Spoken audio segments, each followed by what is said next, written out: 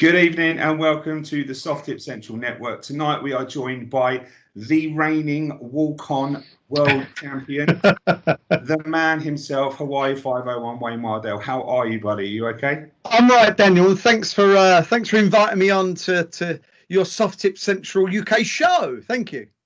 Yeah, no problem at all. It's really good to have you on, actually. We've been trying to fit this in for months, it seems, but it's you're so hectic now, being the voice of Sky Darts and the man behind the microphone, as we like to call him.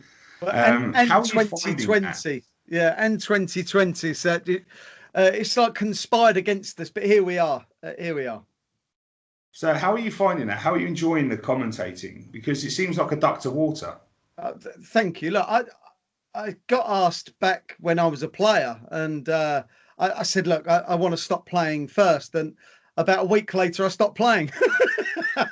No, it was a pleasure to be asked back in 2010 and 2011. An opportunity come up, and I was always kind of next on the list, if that makes sense. But look, I love it. I love it. I'm not a player, but I'm still heavily involved in the game, and that's lucky. I'm a lucky human being that way. And for all what I do with the coaching and Sky and exhibitions and corporate work and podcasts, and I just feel like it's now that, well, it is the main part of my career, but you've got to realize that there's also generations of fans now that didn't even know that I played, and that's amazing. No, that's incredible. I still vividly remember back at the Circus Tavern when I was 17 years old in my Hawaiian shirt, having my photo taken with you in the little entrance tunnel bit. Never forget that. In me little moody Hawaiian shirt. I think I stole it off my dad, to be fair.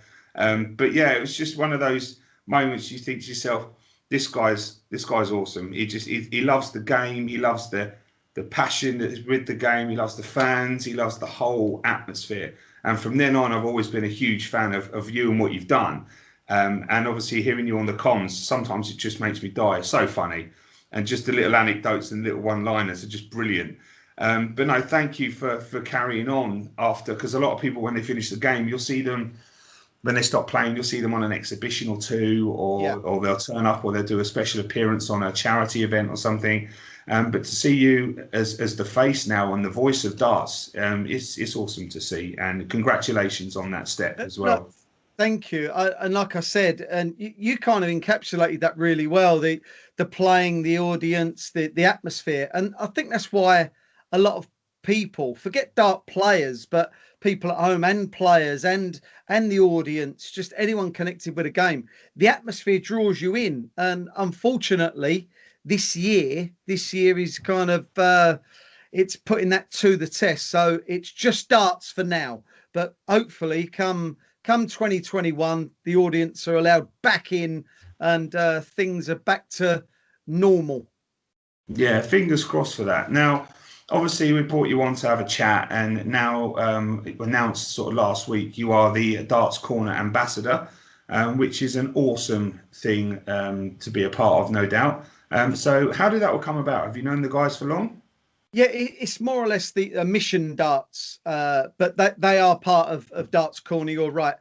They wanted a name and a face to go with their brand, and I'm not bigging myself up when I say this. They come up with me, and they were thinking of everyone else in the whole sport, and just kept coming back to me. They felt that I was the perfect fit, and I know a lot of the guys that work there, and I've commented before about the work they do. So there was that mutual respect for what each other does, and it just fitted. And whilst I happen to be signed with Legend Darts and Roger Skaner, who owns that company, he's Dave Chisnell's manager, by the way. There's no conflict there at all. We've made sure of that. So I am basically the face and name behind Mission Darts, and I'll be promoting them whenever I can. And what we're doing as well, it's ideas from me. It's kind of things that I think they can get involved in, and vice versa. So rather than it being a dart player signing with a dart company, they're not signing a dart player. They're signing someone who's going to give them ideas, and maybe sort of tell them where they're going very, very right. But also if I think they can improve on things, and that's why they want me.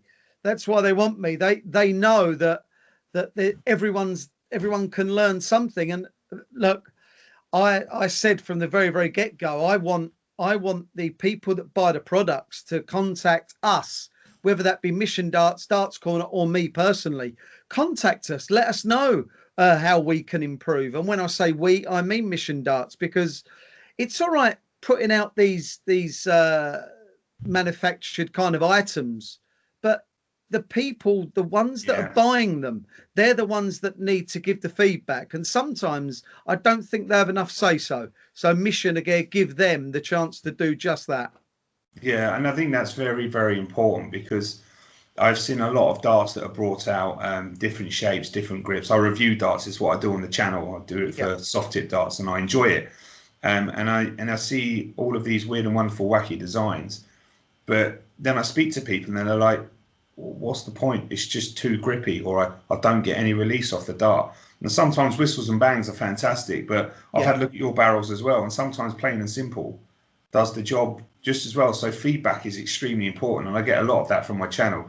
And I speak to Howard quite often at Darts Corner. I speak to him a lot, and he's supports the channel through ourselves as well. Excellent. So I mean, supporting the soft tip game, which is brilliant. And yes, it does exist. It is an actual game. Cricket is actually a game. It's not fake. It's not fairy darts, as I've heard it called. It's a bloody good laugh and good fun. So obviously, like I say, we are a soft tip channel, and talking to you as a steel tip maestro of the game, the semi-finals of the world so many times. We won't talk about Kirk Shepherd. No need to be there. We don't. Shut your noise. I can't. I'm sorry. Don't you dare say that name. But yeah, it's always the bridesmaid, never the bride. But yeah, it's an honour to speak to you. And regarding soft tip, is it something you've ever dipped your toes into? Is it something you would ever consider dipping your toes into? Yes, and do you know what? It only come about in March, really. I've been doing a lot with Devon Peterson, as in on the coaching side, and he said to me, Wayne, he said, I'm involved in a company, Vdart, and he said, can we sort of get you on board and see what you feel? So they sent me their system, which is look, it's similar to a Nexus, but it just and this is not putting a Nexus down. It just looks better because there's lights and, like you said, bangs and whistles. There's bangs and whistles all over the board, and it lights up, it illuminates absolutely everywhere. And I played on it for a good couple of weeks, and I really, really enjoyed it. But for me, it's not steel tip. That's all. That's all. And you know, I was playing people from Spain, Portugal, and I could see them. The only thing I would say was that we couldn't really talk to each other. Because that's a capability that's coming apparently with Vdart. So they were looking at me on the screen, and it was one of those. and then they're calling someone in, and I'm like, all right. So they're kind of then going to their phone, getting a picture of me up and putting it up there, and it's kind of basically a conversation would have been really good at that point. But do you know what? I loved it.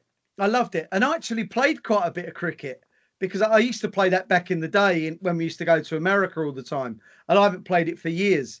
And I got outwitted. Because I just you lose track of what the score was, and you lose track of what you've opened and closed, and I got so sidelined with the score that I've left like 18s open or something. I'm like, no, what am I doing? So it was great fun though, and you're right. I've made a mockery of the soft tip previously, but not since March. Just to let you know. But no, it's brilliant. I mean, you've got the ground board, the 3S, phenomenal system.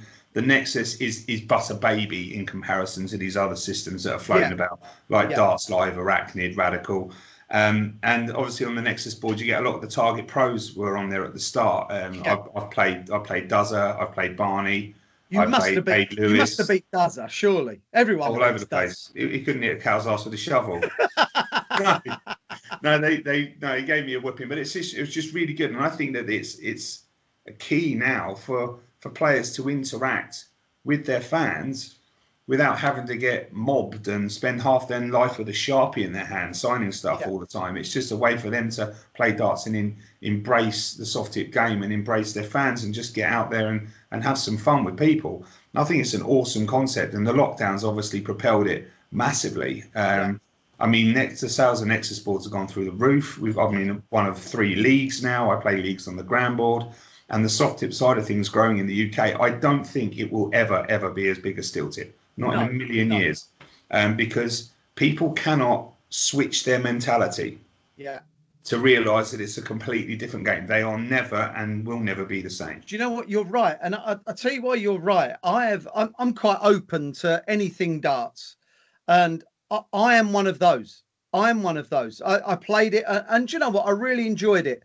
Rather than seeing it as a different game, as another game, I saw it as not steel tip. And you're right. I fell into that trap, and I apologise openly. I apologise openly. A lot of people do it, and you see a lot of people playing on trips, playing for treble 20s and stuff, when just logically that's not how you play that game. You need to smash the bullseye until you literally blue in the face. It's percentages. Anyway, I want to quick fire some at you very, very quickly. Favourite colour? Favourite colour? Well, clearly treble 20 red. Okay. Favourite dog? Watson or Sherlock? Oh, come on. No. I'm sorry. I had to throw it. They're both my boys. Do you know what? I love cuddling Sherlock more. But if I want a little tear up, when you that's Watson. That's Watson. And when is Watson going to be getting his own Ultimate Darts card? Because I'm seeing some favouritism here. I mean, Sherlock's got his own. Watson's not got one out there yet. I haven't questioned them yet, but I will. I'll do that later. Yeah, good. Because I know for a fact that our tournament director, David, he's got a signed card of yours, and he asked you the other day for a signed Sherlock one. But we need to wait for a Watson one as well now. I'll definitely get it done. Okay, so your favourite food? I'm going to go for probably a nice chicken tikka vindaloo. Chicken tikka vindaloo. Very nice, very nice. And this is one that a lot of people find hard to answer. Your favourite darting venue apart from the Ali Pali? Right. Now, you're probably not... I'm going to name the Circus Tavern because it was the World Championship venue. But there was one we played in the early days of the Premier League. It was the St George's or King George's Hall in Blackburn. It honestly, if there was events there now, it's amazing. It only held about, I'm going to say 1,300 players. That it made it seem like they were on top of you. And the atmosphere, obviously I lost that night. Of course I did. It was a Premier League game. But the atmosphere was absolutely incredible. And I would love to just go back there and see the place. I'm hoping it's still standing. It was magnificent. And for all those that listen to this and have been there, I'm sure that they think of it fondly as well. Amazing venue. But yeah, I mean, it's a lot of people will either pick the Ali Pali or the Circus Tavern. I mean, I went to the Circus Tavern 3 or 4 times to see the Worlds, and it was just an incredible experience. It was literally like, strangely enough, being in a pub, but being in my lounge, but being at the darts. It was just so tight and so close. Just the atmosphere was brilliant. And when they won the World Championship, it was Phil Taylor. No, it might have been John Part that year. Right, no, okay, Ali Pali. Yeah. No, it was Taylor. Taylor, I think, beat Painter. And that's right. That was in 04. Yeah, it was just pint pots going everywhere. There was beer all over the place. It was just a phenomenal atmosphere. Now, moving on with Mission and what you're doing with those guys and your coaching. So the coaching side of things brings me to a question that obviously you're coaching Devon Peterson. He's doing phenomenally well on the tour. Yeah. He's holding an amazing account of himself at the European Championships, and he's doing extremely well. If I was to take his tour card and give it to you, how do you think you'd fare against those boys? I would be top 32, but I wouldn't be a winner. And that's no good. I would be there purely for some paydays. You can't have that attitude anymore. You just can't. I remember playing when I was at the top of my game, and I never used to really look at at draws, it was kind of right. Someone stopped me. And look, without bigging myself up, I won like a dozen ranking events. I could play. I was in 5 world semi-finals, 3 major finals, where it was always Phil Taylor, always. But I was there to win. I was there to win. If I competed now, I'd be there to have a run. And that's not the mentality that's going to propel you into the winner's circle. And you know what? It's easy to get there. It's easy to have that losers mentality. There's a lot there that are earning a bloody good wage through playing darts, but don't win. And that's not because they're not good enough. It's that they are, but I'm not sure some of them believe it. And I just wouldn't win it now. I wouldn't be good enough often enough. That's how I see myself. Yeah, I mean, that coming back to mindset, and that strikes me a lot as the way I see Michael Smith now. Ability over mental attitude is something I think that is massively hampering his game. Do you feel that that is a thing with Michael Smith, that he has that sort of always the bridesmaid, never the bride? It's got it ingrained in his head. He's got the ability to beat anybody in that field every time he steps up to the Lockie. Yeah, I actually see Michael Smith as one of the players that puts himself under extreme amounts of pressure rather than the other way round, rather than everyone else. He knows how good he is. And when he fails, and no offense to the people he loses, some of them are not as good as him, but he manages to find a way to lose to them. And that happens too often for him. And I believe that if he can just gain a little bit of maturity on the board, he went through a phase of growing as a human being and becoming more mature. And you saw the performances in the Premier League, in the World Championships, in the match play. Sorry, and he was fantastic. And he seems to have regressed slightly. And I think that he thought it was all going to click and happen, and now he's got to work at it again. I think he'll be fine. I'm in his corner. I've been one of his supporters since he was a mere boy. And if he doesn't, I do. And if he doesn't win a world title, he owes me thousands. He owes me thousands. And do you know what? I wish him all the success, because of all the players, whilst people think he does foul, yes, he does. But if he can just relax his mind just long enough, at the right time, I don't see why he can't win. I'm not going to say everything he goes in. No one's ever done that. But I don't see why he can't win a world title. I don't see why he can't win Premier Leagues, world match plays, Grand Slams. He's a phenomenal talent, and he has to believe that. Yeah, I mean, he is doing what people like myself dream of doing. Is living a life that I'd love to not get up every morning and have to go and fit blinds in somebody's window for a living. But needs and musts, and that's right. To have that ability to just literally just step out your front door and go and throw darts at dartboard. I mean, he is naturally talented. If he was to fine tune that natural ability, nobody will stop him. Nobody will stop him. It's an innate ability. Apart from Duzzer, Who wins the Premier League on their first crack? What that was unbelievable. Look, Glenn Durrant has a special ability. He's not got the innate talent of Michael Smith, but what he has got is one of the best B games in the sport. He doesn't have to play well to win. Rob Cross has got it. Michael Van Gerwen's got it. Peter Glenn Durrant's got it. They're probably the 4 players in the world that I would put up, and James Wade, I would put up against anyone when they're slightly off. Yeah, I mean, it just takes out. He'll just come in with just a big finish and just pop it out. It's just brilliant. It's just got no emotion, it doesn't let anything. It's work. He goes and he does his job and he comes out and he does what he needs to do. Yeah. So obviously you are a commentator on Sky Sports. It is a phenomenal thing to listen to you commentating about it. Can we see you being the next Dave, the next Clarkey? No, I do not want to present. I've kind of not been asked in a roundabout way, but I removed myself from the conversation. I don't believe I'd be as very good at it personally, because I'm more ad lib.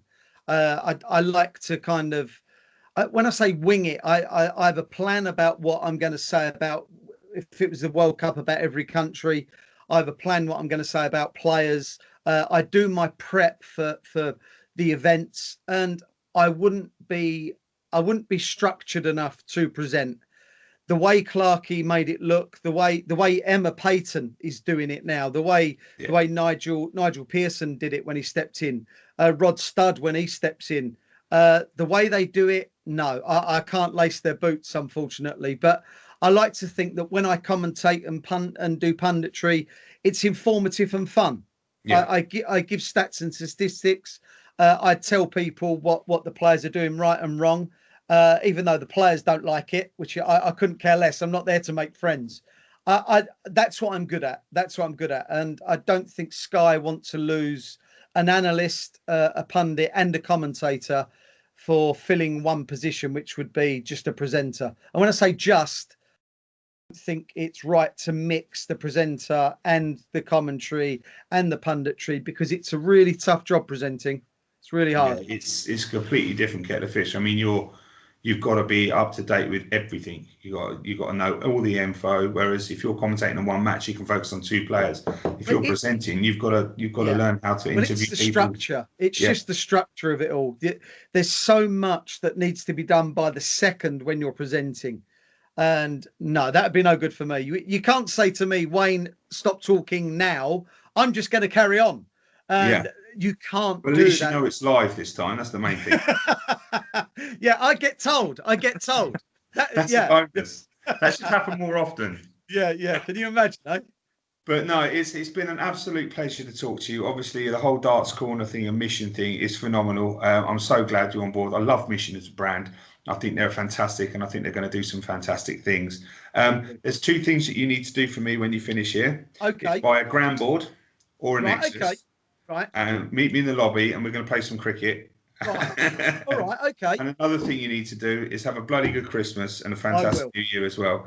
And I'm looking forward to hearing you on the television when we do the old World Championships and that lot. It's going to be difficult as well, but it's still going to be our worlds, and we're going to love every minute of it. I know you're a very, very busy man. I'm going to let you crack on with your evening. I know you've got a podcast coming up this evening, so I'll let you get on with that. But Wayne, it's been an absolute pleasure, and thank you so much for coming on today. No, Daniel, thanks for taking your time out. And look, I'm going to get on my soft tip board more. I'm gonna relish it, and I'm not going to see it as not steel tip. I'm going to see it as I enjoy soft tip. Yeah, it's a completely different animal. I know. Soft I get it. It's not about what you hit, buddy. It's about what you miss. Right. Okay. Because those targets are bigger for everybody. Well, I'm in trouble then.